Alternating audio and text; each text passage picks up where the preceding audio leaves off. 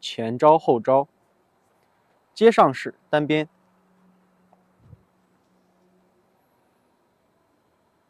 小肚立圆，右手勾手变掌，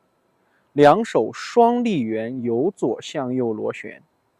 左手逆缠外蓬，右手顺缠下合，身法往左转。左手合于左膝上方，右手合于小肚丹田中线。右手上穿，左手下按。坐胯摆脚，右手逆缠，左手顺缠，顺势转腰外蓬，移动重心，收步，屈膝点脚，身法微向右转，左手顺势向右侧捧掌，右手领腕，松胯开左步，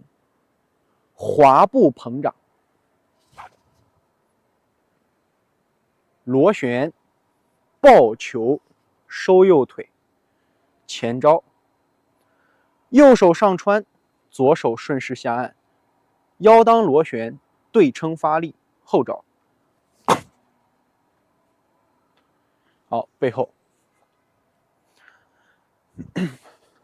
单边，小肚立圆，领手外蓬，坐胯摆脚。上步虚步点地，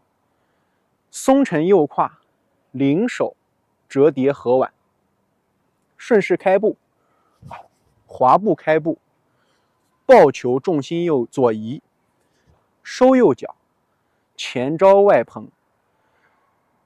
右手上穿，左手按掌下沉，合右胯，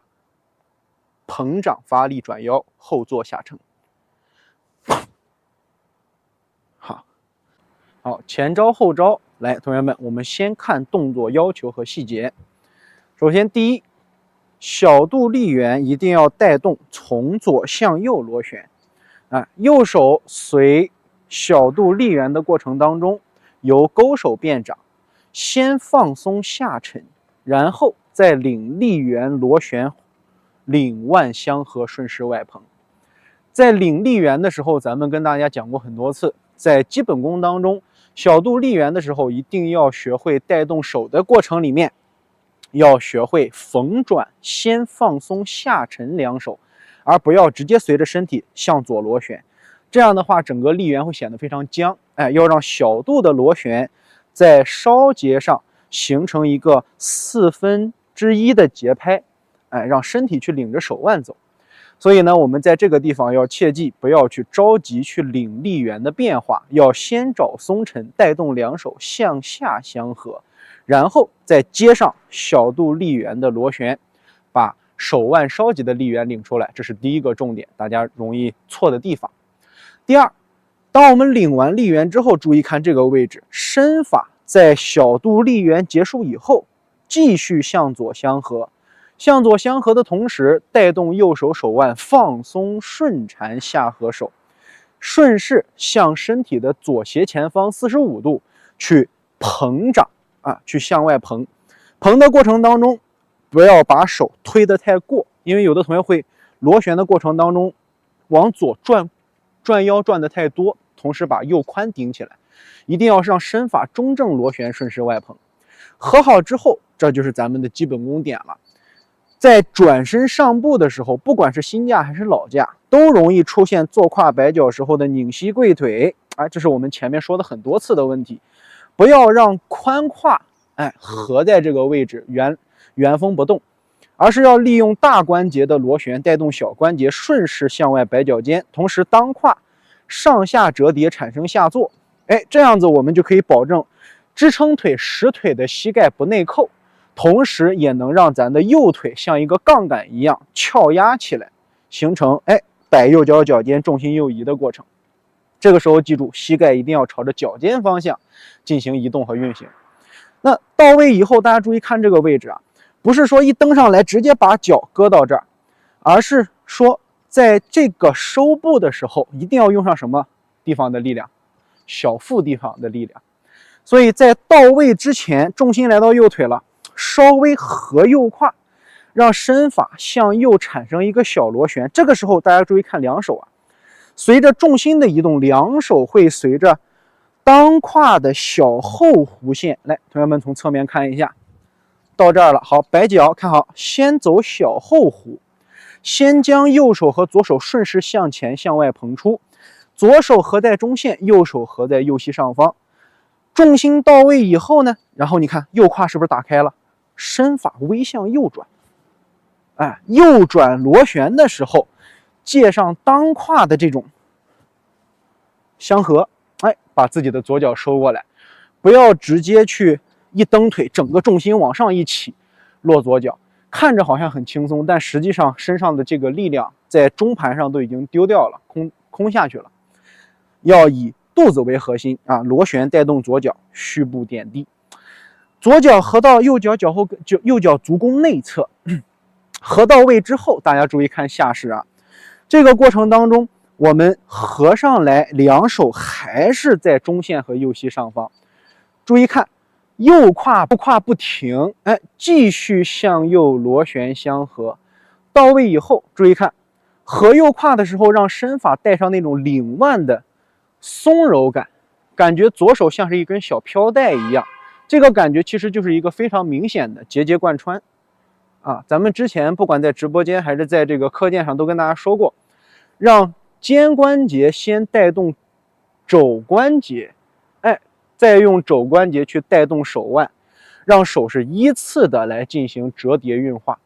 那么这个过程当中其实就是两手一个掌心朝外来通过这样的方式来让手腕进行折叠，也是一个手通过顺缠通过手腕的方式折叠。这个感觉怎么样呢？同学们想要练出这个其实非常简单，你要先将意识放在你的肩关节上，因为身法的右旋它会先带动肩，如果大家在运化的时候能够先找到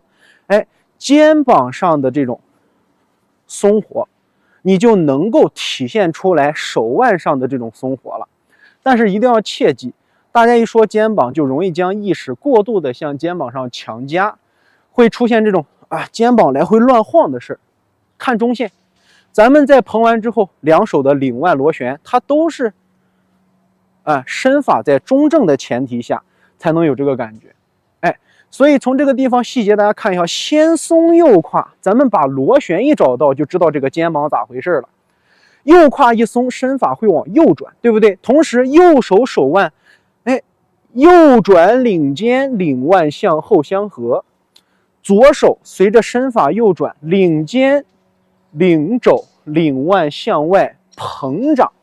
所以就形成了右胯一松合，右肩向后左肩向前，两手松腕折叠交叉相合。交叉相合以后，你看咱右胯松住了，是不是重心也合在右腿？顺势开左步，先当走后弧，重心来到左腿，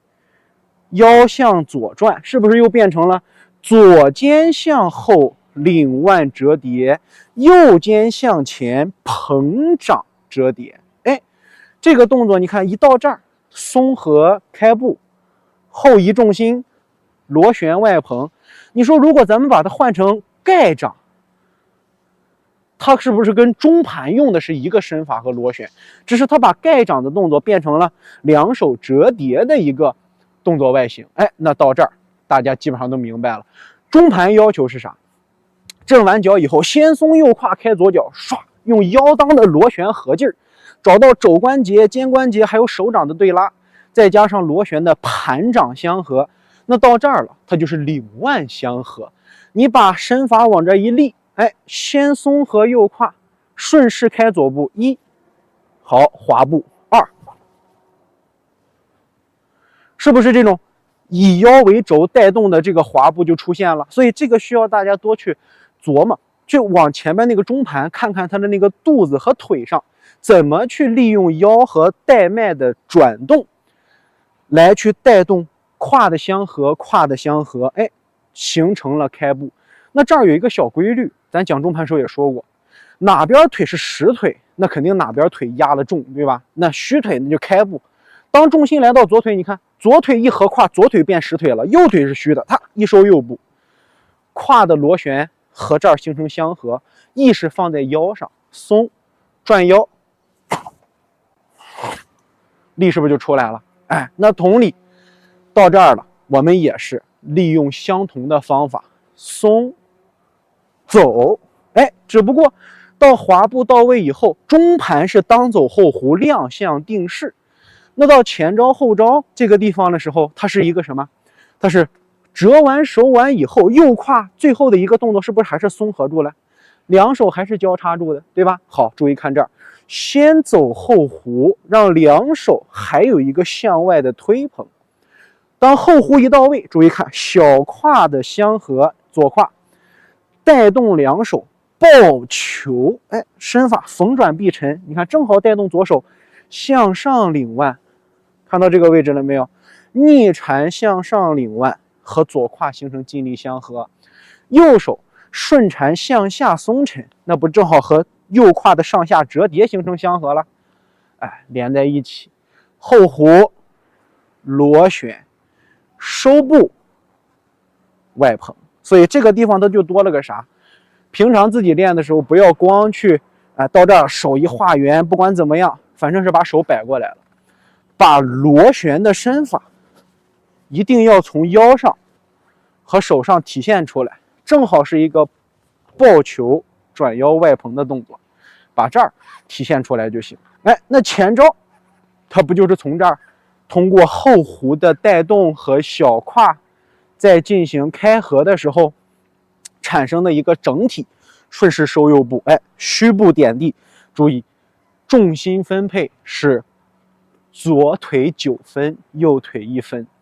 捧到这儿以后，相合的位置，左手合于左膝上方，右手合于身前中线。第一个螺旋，当走后弧，左胯相合，身法左转，带动两手相合。它是以什么为主？以螺旋。哎，那后招，很多同学说老师，我练老架也是以螺旋为主不？后招有一个顿步和发力。顿步的时候，我们的这个腿和胯是不是有一个向后挤压相合下沉的身法？它主要的劲儿不是以螺旋，而是以什么？以折叠，以折叠。身体上的胸腰折叠，咱们以前不是说过吗？最后的一个胯劲儿是怎么出来的？通过折叠的方式，胯后沉，手往前捧，形成了类似于那种捕兽夹子一样，一下夹住了，手顺势捧出来。那我们到这儿以后，注意看，往后坐沉的过程当中，当胯是往后相合，身法不要刻意的往前倾，把坐沉的劲儿体现出来，然后将这种胸腰折叠的这种合劲儿给它把手捧出来就行了。你看过来之后，好，当胯后沉，身法右转，胸腰折叠，对称外捧，劲力就出来了。所以这个地方需要同学们找啥细节呢？就是在后沉的时候，这个顿脚千万不要形成习惯。这个地方易错点可容易啊，就是这样。有很多同学一看顿脚，先把重心压到这个虚腿上，那不是虚实不分了吗？对吧？所以不要把重心先压到虚腿上，要先去找什么？先去找当胯后沉和带动下沉的后坐，有这个坐沉的螺旋了，那这个脚自然就能带出来震脚的动作。所以你这个顿步，它是为了干啥？为了让你整体产生一个后撑形成对称之后，你手上的外捧，它不就是形成了咱经常说的发力的时候要前冲之中必有后撑的一个身法吗？好，过来劲就出去了。一定要找到这个当胯的折叠劲儿和两手手腕对称外捧的合劲儿，这是咱们前招后招的重点细节。再多提一个点儿，千万不要把前招后招这个滑步，给它做成那种跳跃式的这咱们在这个中盘也强调过，都是以什么为主？以腰胯当进行重心转化和后弧分配的时候，利用带脉螺旋来进行步伐的变化。需要大家在课下的时候多抽出一些时间来对自己的身体进行一个磨合久而久之，我们就出来这样的步伐了。